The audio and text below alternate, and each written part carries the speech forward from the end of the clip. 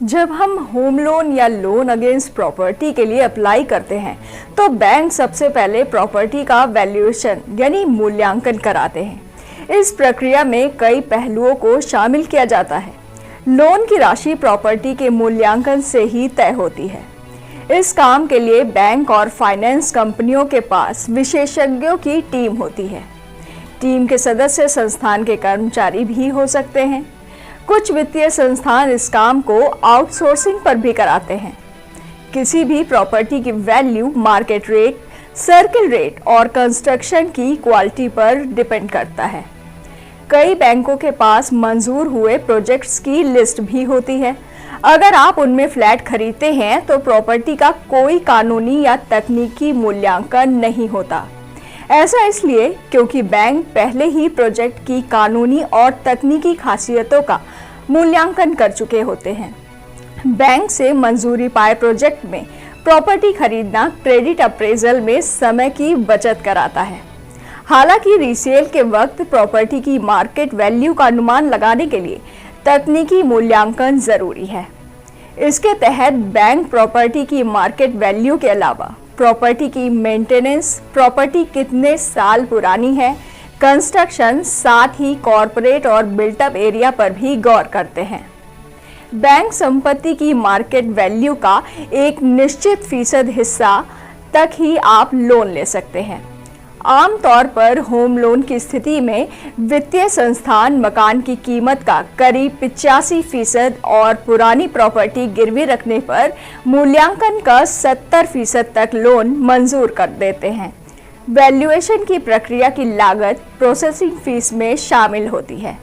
ये राशि बैंक आपसे लोन की प्रक्रिया शुरू होने से पहले ही मांग सकता है। अगर हमें मकान का एग्जैक्ट प्राइस पता लगाना है कि वो ज्यादा है या कम है, कहीं मार्केट में कोई बबल तो नहीं है, कहीं हम कोई प्रॉपर्टी को ज्यादा महंगा तो नहीं खरीद लेंगे, ये हम कैसे पता लगा सकते हैं? यही पॉइंट हम इस वीडियो में डिस्कस करने वाले हैं। आप इस वीडियो को देखते रहिए। तो यहां पे लिए हैं मैंने दो एग्जांपल्स, एक मैंने दिल्ली का एग्जांपल लिया है और एक चेन्नई का एग्जांपल लिया है। हम देखने की कोशिश करेंगे कि कौन सा मकान महंगा है, कौन सा सस्ता है। ये एक्चुअल एग्जांपल्स हैं। चलिए सबसे पहले हम दिल्ली के एग्जांपल की बात करते हैं। यहां पे देख सकते हैं आप कि मान लीजिए किसी मकान का प्राइस लेट से 1.5 करोड़ रुपए है, तो मैंने यहां पे इसको 150 लाख लिखा है और लेट से उसका रेंट जो है 25,000 रुपए पर मंथ है। अब देखिए ये एक्चुअल एग्जांपल है। 1.5 करोड़ के मकान के, फ्लैट के, किसी आज की डेट में दिल्ली में आप बात करेंगे तो 25,000 रुपए का ही रेंट आता है अप्रोक्सीमेटली। थोड़ा बहुत कम या ज्यादा हो सकता है लोकेलिटी के हिसाब से, बट हम एवरेज की बात करें तो लगभग इतना ही रेंट आता है। तो ये रेंट अगर आप 12 से मल्टीप्लाई कर देते हैं तो पर एनम रेंट कितना हो गया आपका? 3 लाख पर एनम का आपका रेंट हो गया। तो आप क्या कर सकते हैं, इस तरीके से अपनी रेंटल यील्ड निकाल सकते हैं। रेंटल यील्ड निकालेंगे आप तो आप ये जो एनुअल रेंट है, ये जो आर वैल्यू है, ये एनुअल रेंट है, इसको आप प्राइस से डिवाइड कर देंगे। तो 3 लाख को आप 150 लाख से डिवाइड कर देंगे तो आपकी देखिए रेंटल यील्ड आ गई 2%। चलिए अब हम इसको कंपेयर करते हैं दूसरे वाले एग्जांपल से। हम यहां आ जाते हैं चेन्नई वाले एग्जांपल पे। एक मकान आपको मिल रहा है 32 लाख रुपए का। ये भी रियल एग्जांपल है, मैं ओएमआर की बात कर रहा हूं, ओल्ड महाबलीपुरम रोड की। वहां पे आपको रेंट अप्रोक्सीमेटली मिल जाता है ये 32 लाख के मकान का करीब 12,000 रुपए पर मंथ। तो ये आपका पर एनम आपका जो रेंट हो गया ये 1.44 लाख पर एनम हो गया। तो मैंने यहां पे भी रेंटल यील्ड निकाल ली। अब ये रेंटल यील्ड होती क्या है? ये आपके रेंटल रिटर्न्स होते हैं कि लेट से आपने 32 लाख रुपए लगाए किसी चीज में तो आपको उससे रिटर्न्स भी एक्सपेक्ट होंगे। तो यहां पे ये जो रिटर्न्स आ रहे हैं, खाली रेंटल रिटर्न्स की बात कर रहे हैं हम यहां पे, वो कितने आ रहे हैं? आपने रेंट को प्राइस से डिवाइड किया, 1.44 लाख को 32 लाख से डिवाइड किया तो आपका 4.5% के रेंटल रिटर्न्स आ गए। अब देखिए प्रॉपर्टी में दो तरीके के रिटर्न्स आते हैं। एक तो हो गए आपके रेंटल रिटर्न्स और दूसरे हो गए आपका कैपिटल एप्रिसिएशन, यानी कि कीमतें जो बढ़ती हैं। तो अब इंडिया क्योंकि एक डेवलपिंग कंट्री है तो यहां पे आपको दोनों तरीके के रिटर्न्स मिल जाते हैं, capital appreciation plus rental return. अब चेन्नई में आप देख सकते हैं, देखिए आपको रेंटल रिटर्न्स ज्यादा मिल रहे हैं 4.5% के, और हमने दिल्ली वाले केस में देखा था खाली 2% के हमको रेंटल रिटर्न्स मिल रहे थे। तो अब क्या सही है क्या गलत है? क्या दिल्ली में हम ये सोच सकते हैं कि हमेशा कैपिटल एप्रिसिएशन इतना ज्यादा मिलता रहेगा कि वो रेंटल रिटर्न्स को हमेशा बीट करता रहेगा? जी नहीं, ऐसा बिल्कुल नहीं है। कई बार मार्केट्स हीट अप हो जाती हैं। अब हम बात करते हैं कि हिस्टोरिकली इंडिया के अंदर कितने रेंटल रिटर्न्स रहे हैं। यहां पे हम कंपैरिजन करते हैं और हमें जिससे समझ में आ जाए कि मार्केट में बबल है या नहीं। देखिए, अगर 3 से 4% हम पहले रेजिडेंशियल की बात करते हैं, रेंटल यील्ड अगर 3 से 4% आपको मिल रही है, दैट मींस वो न्यूट्रल है, आप खरीद भी सकते हैं, रेंट पे भी रह सकते हैं, बराबर का ही सौदा है एक तरीके से। लेकिन अगर आपको 4% से ज्यादा की मिलती है रेंटल यील्ड, दैट मींस वो बाई डिसीजन है, आपको वो मकान सही पड़ रहा है खरीदने के लिए आपको, क्योंकि वहां से रेंटल रिटर्न्स अच्छे आ रहे हैं। अगर लेस देन 3% हो जाती है आपकी रेंटल यील्ड, दैट मींस वहां पे रेंट पे रहना सस्ता पड़ रहा है, आपको ऐसी जगह पे मकान नहीं खरीदना चाहिए। इसका मतलब लोग बहुत ज्यादा पैसा देने के लिए तैयार है मकान खरीदने के लिए।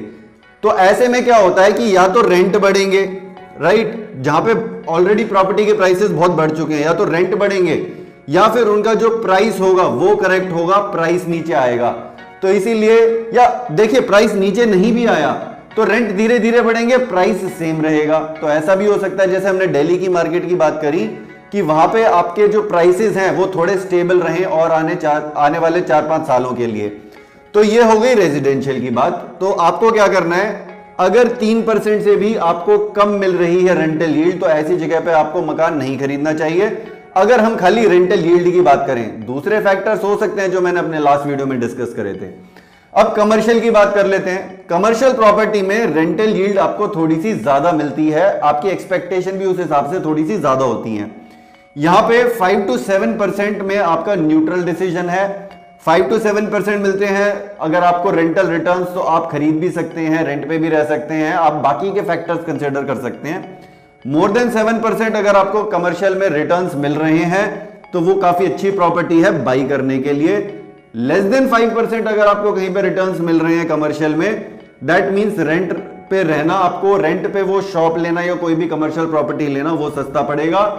आपकी जो एक्सपेक्टेशन है वो कम से कम 5% से ज्यादा होनी चाहिए, तभी आपके लिए वो बाई डिसीजन थोड़ा सा ठीक रहता है।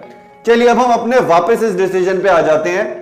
अब हमारे को यहां पे देखिए, यहां पे आपको दिल्ली के केस में 2% के रिटर्न्स मिल रहे थे, तो क्या आपको ये मकान खरीदना चाहिए? अब ये लेस देन 3% है, तो ये मकान आपको एक्चुअली नहीं खरीदना चाहिए अगर हम खाली रेंटल यील्ड की बात करें। तो वापस चेन्नई के मकान पे आ जाते हैं। यहां पे 4.5% के आपको रेंटल रिटर्न्स मिल रहे हैं, तो डेफिनेटली ये एक बाई डिसीजन है। तो अगर हम खाली रेंटल रिटर्न्स की बात करें, अगर हमारे रिटर्न्स 3% से कम हो जाते हैं रेजिडेंशियल के केस में, तो रेंट पे रहना सस्ता पड़ता है।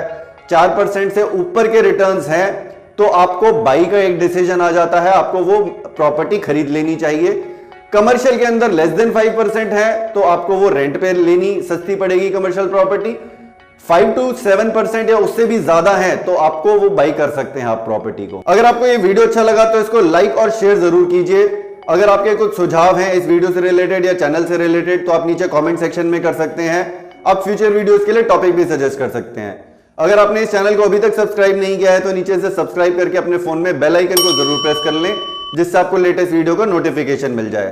तो मिलते हैं अगले एक ऐसे ही इंफॉर्मेटिव वीडियो में। तब तक सीखते रहिए, कमाते रहिए और हमेशा की तरह खुश रहिए। हमारे वीडियो को देखने और चैनल को लाइक शेयर सब्सक्राइब करने के लिए आपका हृदय तल की गहराई से धन्यवाद।